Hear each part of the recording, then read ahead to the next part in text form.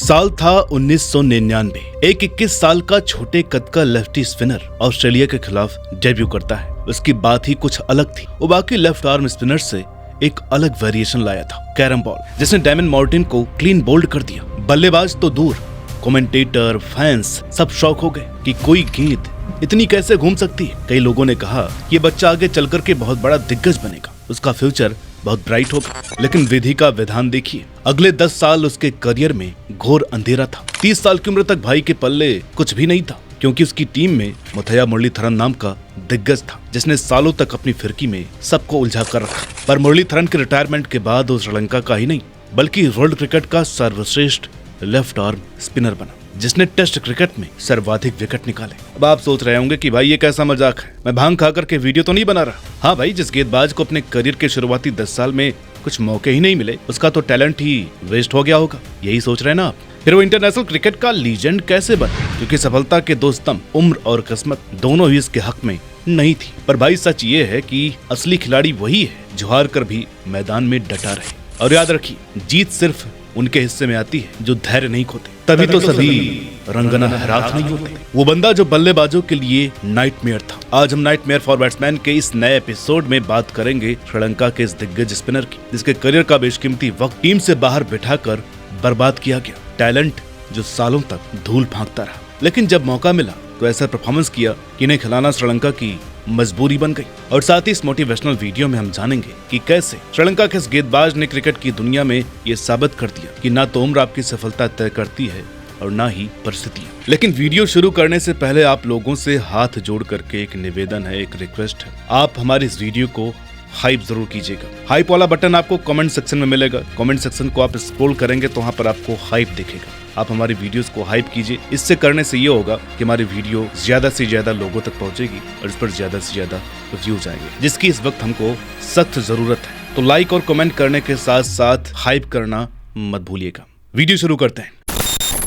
गांव की मिट्टी से जन्मा सितारा। जी हाँ, रंगना हैरात का जन्म 19 मार्च 1978 को श्रीलंका के कुरुनगेला जिले के एक छोटे से गांव में हुआ। इनका पूरा नाम है हैरात मुडियान सेलागे रंगना कीर्ति बांद्रा हैरात, लेकिन दुनिया इन्हें सिर्फ रंगना हैरात के नाम से जानती है। इनका परिवार एक साधारण किसान परिवार था। इनके पिता चावल की खेती करते थे और घर की माली हालत बहुत अच्छी नहीं थी, आमदनी बहुत सीमित थी। बचपन से हैरात को पढ़ाई के साथ साथ खेतों में काम करना पड़ता। उनके गांव में क्रिकेट के लिए न कोई बड़ा मैदान था, न ही अच्छा कोच, लेकिन हैरात को बचपन से क्रिकेट का शौक था। उनकी आंखों में एक सपना था, क्रिकेट में कुछ कर दिखाने का। हाँ, गांव देहात का जो माहौल है उसमें दिक्कत तो होती है प्रोफेशनल स्पोर्ट्स में करियर रेस करने में, लेकिन अगर बंदा मन में ठान ले तो क्या कुछ नहीं कर सकता। रंगना हैरात के केस में भी कुछ ऐसा ही था। वो गांव के कच्चे मैदान में टेनिस बॉल से गेंदबाजी करते और अपने दोस्तों को आउट करके खुशी से झूम उठते। उनकी ये आदत धीरे धीरे जुनून में बदल गई। उन्होंने स्कूल लेवल पर क्रिकेट में अपना पहला कदम रखा। हैरात के स्कूल में जब जब कोई टूर्नामेंट होता वो उसमें हिस्सा जरूर लेते। उनके स्कूल में क्रिकेट टूर्नामेंट में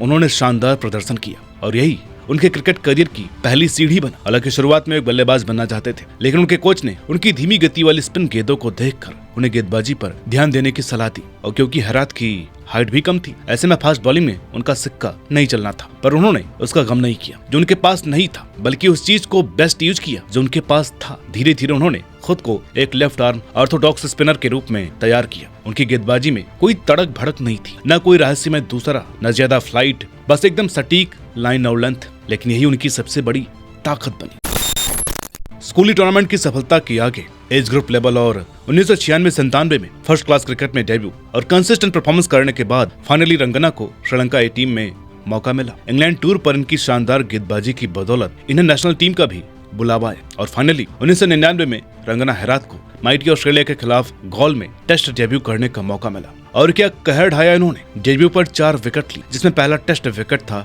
रिकी पॉन्टिंग, और डैमिन मार्टिन को डाली वो जादुई कैरम बॉल जो आज भी एक आइकॉनिक गेंद है। ये अपने समय से 10 साल आगे की वेरिएशन थी, जिसे अगली दशक में अजंता मेंडिस, रविचंद्रन अश्विन प्रयोग में लेकर के आए, लेकिन उसे इंट्रोड्यूस किया था हैरात ने। क्या गोल्डन दौर था ना। एक तरफ सकलन मुश्ताक राइटी ऑफ स्पिनर ने दूसरा इजाद की और इन्होंने एक नई वेरिएशन। लेकिन इनकी सबसे बड़ी दिक्कत और बदकिस्मती थी इन्हीं की टीम के दिग्गज मुरली की मौजूदगी, क्योंकि 1990 के दशक के आखिर और 2000 के शुरुआती दशक में श्रीलंका क्रिकेट में मुथैया मुरलीधरन का हर जगह हर दिशाओं में खूब बोलबाला था। वो दुनिया के सबसे सफल ऑफ स्पिनर थे और श्रीलंका की गेंदबाजी के राजा जिसने आग लगा रखी थी। हालांकि हेराथ ने इतना अच्छा डेब्यू किया, लेकिन मुरलीधरन की मौजूदगी में उन्हें लगातार मौके नहीं मिल पाए और 2004 तक उन्होंने सिर्फ 2 टेस्ट खेले। अगर सपने बड़े हों और हौसले बुलंद तो कोई भी मुश्किल आपकी राह नहीं रोक सकती। एलायंस हेराथ की कहानी पर बिल्कुल सटीक बैठती है।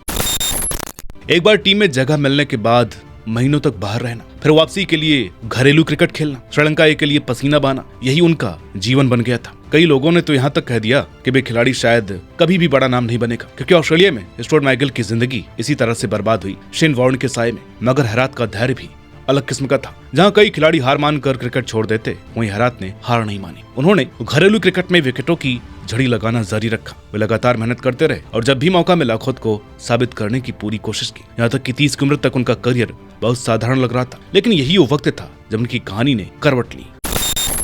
2010 में जब मुरलीधरन ने टेस्ट क्रिकेट को अलविदा कहा, तब उनके संन्यास के बाद श्रीलंका को एक ऐसे स्पिनर की जरूरत थी जो उनकी कमी को पूरा कर सके, क्योंकि मुरली ने उन्हें ढेरों मैच जिताए। पर अब कौन जिन्होंने इस लेवल की क्वालिटी बॉलिंग करके दिखाए? अजंता मेंडिस एक हवा के झोंके की तरह आए, मगर इंजरी और टेक्नोलॉजी ने भाई को एक्सपोज कर दिया। उस टाइम सिलेक्टर्स के पास ज्यादा विकल्प नहीं थे और उन्होंने फिर से हेराथ को मौका दिया। उस वक्त हेराथ की उम्र 32 साल के करीब थी और ज्यादातर खिलाड़ी रिटायरमेंट की सोचने लगते हैं, लेकिन हेराथ ने साबित कर दिया कि उम्र महज एक संख्या होती है। ये मुरली की गैर मौजूदगी में ठीक वैसे ही बन गए जैसे बुमराह के एब्सेंस में मोहम्मद सिराज। एक स्टैट के मुताबिक जब मुरली थे तो रंगना के पल्ले 22 टेस्ट में 71 विकेट थे, लेकिन जब हो गए सिराज का बेस्ट निकल करके आए। 70 टेस्ट 359 विकेट, पर मैच 5 विकेट, जो पहले 3 का औसत था। 2011 से 2018 तक हेराथ श्रीलंका के सबसे बड़े मैच विनर बन गए। उन्होंने दुनिया की सभी टीमों के बल्लेबाजों को अपनी साधारण दिखने वाली लेकिन घातक गेंदबाजी से विश्व के नामी बल्लेबाजों को परेशान किया।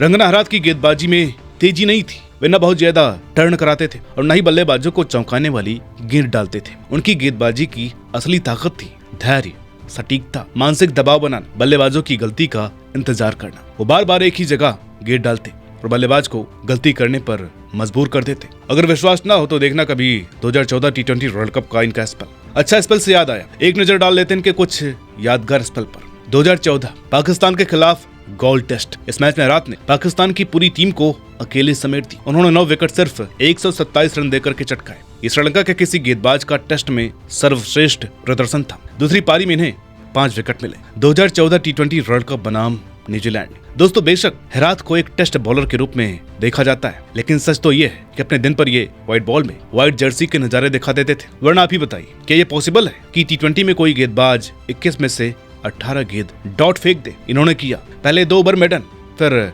ब्रेंडन मैकुलम, रॉस टेलर समेत 5 विकेट, वो भी सिर्फ 3 रन देकर न्यूजीलैंड के खिलाफ 2014 के वर्ल्ड कप में, जो उनके करियर का बेशकीमती और यादगार स्पेल था। 2016 ऑस्ट्रेलिया के खिलाफ सीरीज। ऑस्ट्रेलिया जैसी मजबूत टीम के खिलाफ उन्होंने पूरी सीरीज में 28 विकेट लेकर अपनी टीम को ऐतिहासिक जीत दिलाई। ये सीरीज श्रीलंका के क्रिकेट इतिहास में मील का पत्थर साबित हुई। बांग्लादेश के खिलाफ 100वां टेस्ट। 2017 बांग्लादेश के खिलाफ 100वां टेस्ट। हेराथ ने अपना 100वां टेस्ट मैच खेला और उसमें मैन ऑफ द मैच बने। श्रीलंका के लिए 100 टेस्ट खेलने वाले वे 5वें खिलाड़ी बने। Bharat, England, south Africa, Australia जैसी टीमों के खिलाफ भी इन्होंने कई बार अपनी गेंदबाजी से कमाल किया और श्रीलंका को जीत दिलाई। हेराथ के आंकड़े भी उनकी मेहनत की गवाही देते हैं। टेस्ट 93 मैच, 433 विकेट, औसत 28.07, 34 बार 5 विकेट, 9 बार 10 विकेट। वनडे 71 मैच, 74 विकेट, औसत 31.91। T20 17 मैच, 18 विकेट, औसत 20.72। इन्होंने अपने करियर में कई बार अकेले दम पर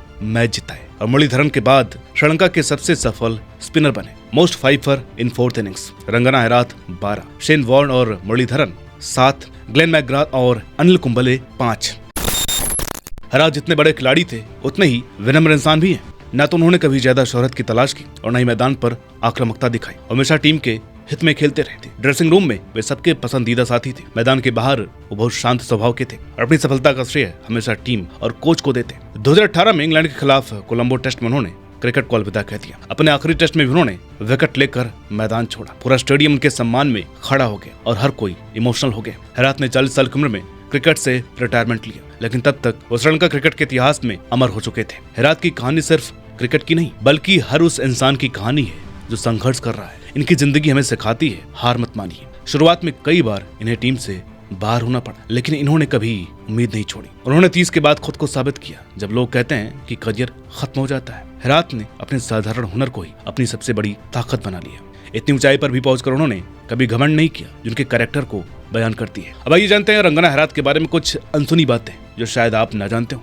वो बैंक में काम करते थे। उन्होंने अपने करियर के शुरुआती दिनों में क्रिकेट के साथ साथ नौकरी भी की। अपने गांव के स्कूल के बच्चों को आज भी क्रिकेट सिखाते हैं। वो 350 और 400 टेस्ट विकेट लेने वाले ओल्डेस्ट क्रिकेटर हैं। इनका श्रीलंका की ओर से सबसे लंबा टेस्ट करियर भी रहा है, करीब 18 साल। रंजना हेरात की कहानी हमें सिखाती है कि सपनों को पूरा करने के लिए कोई उम्र तय नहीं होती। एक किसान का बेटा जिसने साधारण हालातों में जन्म लिया, मुरलीधरन की छाया में संघर्ष किया, लेकिन कभी हार नहीं मानी। उन्होंने अपने धैर्य और मेहनत से क्रिकेट की दुनिया में अपना नाम अमर कर लिया। वो एक ऐसे खिलाड़ी हैं जिनकी कहानी हर उस इंसान को प्रेरणा देती है जो मुश्किल हालातों में भी अपने सपनों का पीछा कर रहा है। बाकी जाते जाते यही कहना चाहूंगा कि अगर आप में हिम्मत है तो आपकी कहानी भी रंजना हेरात की तरह बन सकती है। हारे नहीं, धैर्य रखें और मेहनत करें, क्योंकि एक दिन वो भी आएगा जब लोग आपके नाम से इंस्पायर होंगे। याद रखिए, हारने वाले नहीं, डटे रहने वाले ही जीतते हैं। उम्मीद करते हैं कि आपको ये वीडियो पसंद आई होगी। वीडियो अगर अच्छी लगी हो तो इसे लाइक और शेयर तो करना ही है, चैनल को सब्सक्राइब तो करना ही है। साथ ही साथ हमने जो शुरुआत में कहा था, हाई बटन को जरूर दबाना है। कमेंट सेक्शन पर जाकर स्क्रॉल करेंगे